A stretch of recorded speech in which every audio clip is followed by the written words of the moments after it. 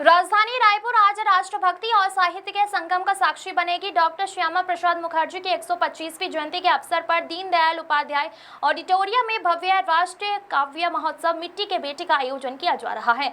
उप मुख्यमंत्री अरुण साव के मार्गदर्शन में आयोजित इस कार्यक्रम में देश और छत्तीसगढ़ के ख्याति प्राप्त कवि वीर रस ओज और राष्ट्रीय चेतना से ओतप्रोत अपनी रचनाओं से श्रोताओं में देशभक्ति का संचार करेंगे।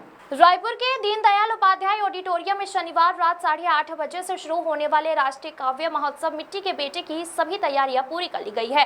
डॉक्टर श्यामा प्रसाद मुखर्जी की 125वीं जयंती पर आयोजित इस विशेष कवि सम्मेलन में देश के प्रसिद्ध कवि शशिकांत यादव, राम भदावर और अमित शर्मा अपनी ओजपूर्ण एवं वीर रस की रचनाओं से राष्ट्र प्रेम का संदेश देंगे। वहीं छत्तीसगढ़ के प्रतिष्ठित कवि देवेंद्र परिहार, मयंक शर्मा, संस्कार साहू, हीरामणि वैष्णव, नरेंद्र गुप्ता और ईशान शर्मा भी अपनी सशक्त प्रस्तुतियों से कार्यक्रम को यादगार बनाएंगे।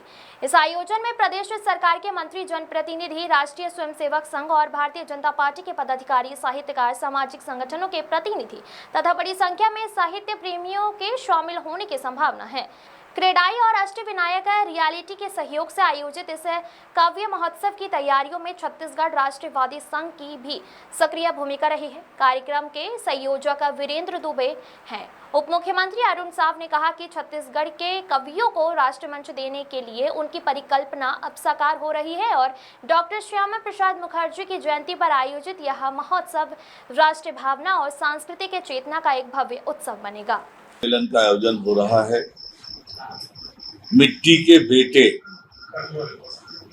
डॉक्टर श्यामा प्रसाद मुखर्जी के 125वीं जन्म जयंती के अवसर पर ये कवि सम्मेलन का आयोजन हो रहा है। इस कवि सम्मेलन में देश के ख्याति नाम 3 कवियों के साथ हमारे छत्तीसगढ़ के युवा, प्रतिभाशाली और उभरते हुए कवियों का कविता पाठ होगा। ये मिट्टी के बेटे डॉक्टर श्यामा प्रसाद मुखर्जी जी के 125वीं जन्म जयंती के अवसर पर हो रहा है। जिस प्रकार से डॉक्टर श्यामा प्रसाद मुखर्जी जी ने देश की एकता और अखंडता के लिए अपनी पूरा जीवन लगाया, कैसे उन्होंने भारत माता की सेवा की, इसे लेकर ये समर्पित कवि सम्मेलन है।